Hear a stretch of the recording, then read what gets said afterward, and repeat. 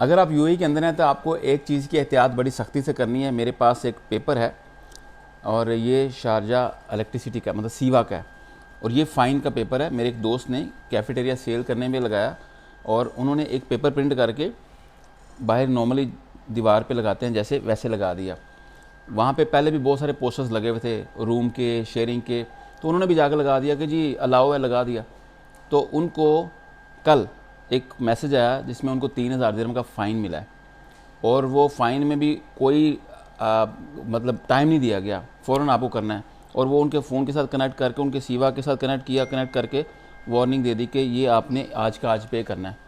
तो मैं आप सबको कहना चाहता हूँ कि कभी भी इलीगली कोई प्रमोशन ना करें, कहीं पे भी रूम रेंट, रूम शेयरिंग या फ्लैट शेयरिंग, किसी किस्म का पोस्टर आपने बाहर नहीं लगाना बगैर परमिशन के, क्योंकि ये अलाउ नहीं है। बहुत हैवी फ़ाइन आता है, और जो नंबर दिया जाता है उस नंबर पे